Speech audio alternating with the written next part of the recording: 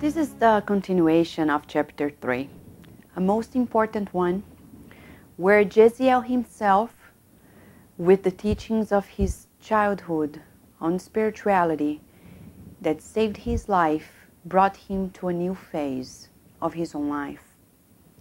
Now set free by the Honorable Sergius Paulus, he is now left sick and alone at the beach of Palestine. Well, he has a bag of money, and that bag of money actually attracted the attention of a man who intended to take that bag of money for himself and possibly kill Jeziel. Well, he asked, "Please do not kill me, my friend." And he got to know that that man was Irenaeus de Crotona. Irenaeus had only interest for the money himself, and Jeziel understood it and gave him the money. It was when he asked Irenaeus to bring him to an inn or some place, a pension or something, where he could really be taken care of.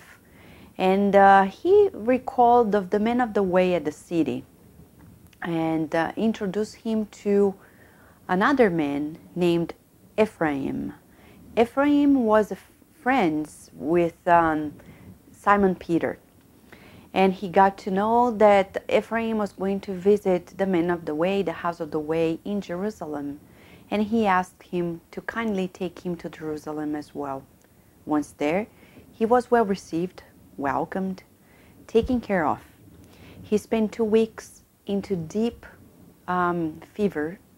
And during those illusions, everybody in that house of the way observed that that man, the unknown man that was brought in as someone who was very sick, actually was very well versed in the scriptures.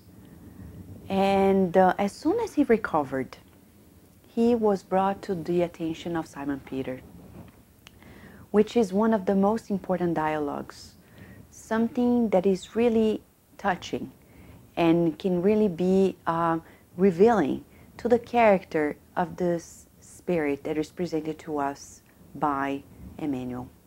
In the conversation with Simon Peter asks him who is he and how come he knows of these teachings of the scriptures. And he says that he was taught about them. He comes from the tribe of Issachar and is well versed in them because he learned about them in childhood. And he says to Simon, I sincerely studied the whole Testament, and my father was very devoted to that as well, and my mother. And however, Isaiah has always impressed me deeply because of the beauty of the divine promises he bore in announcing to us the Messiah, whose coming I have meditated on since childhood. Well, Simon Peter smiled happily, while lively satisfaction, and said, "But don't you know that the Messiah had already come?" Emmanuel says that Jeziel had an improvised chair and he was taken by unexpected surprise. "What do you mean?" he asked anxiously. "Haven't you heard about Jesus of Nazareth?" "No, I haven't." "Well, the prophet of Nazareth has brought us the message from God for all time."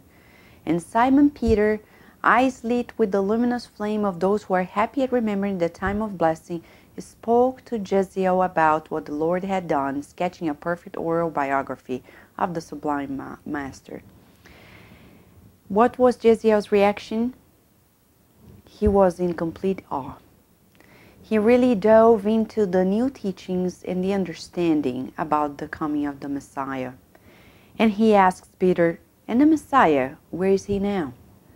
"Well, over a year ago," exclaimed the apostle, "he was crucified right here in Jerusalem between 2 thieves." Well, and Peter talked about the innumerable sufferings of Jesus himself. It was when Jeziel recalled the passage in the scriptures that talked about the coming of the Messiah. And as interesting as it is, he was amazed about the whole experience, and he asked Peter if he could in some way and form get to know more about the story It was when he was given firsthand some teachings that were written by Matthew. Now we open a parenthesis here because scholars have said that these scriptures were written in 70 AD. This is year 35. So here we have a revelation by Emmanuel that actually those were written in the year 35. In 1941, when this book was written, no historian was aware of this until more recent years. So here we have a very peculiar understanding of the history of the time that is revealed by the mediumistic hands of the medium Chico Xavier. A study that will sometime be published by the scholar in Spiritism, Haroldo Dutra from Brazil, that is unveiling the many details of the history that we're studying here now. But besides that point, what was Jeziel's attitude before the new truth that the Messiah had already come? Well, he was moved and he wept. That loving and good Christ hanging on the cross of human ignominy was the personification of all the heroism of the world. Well, he got to study it. He got to help as well in the House of the Way. And once he did, he became quickly famous for the healings that he was an instrument of. He became also the healer of the soul, an instrument of Christ himself. And he was very welcomed by Peter and the other disciples. Now, a question for us and an exercise. First of all, how do we face the new truth when it's presented to us? As Jeziel was introduced to the truth of the coming of the Messiah and his deeds and his message, he easily understood it.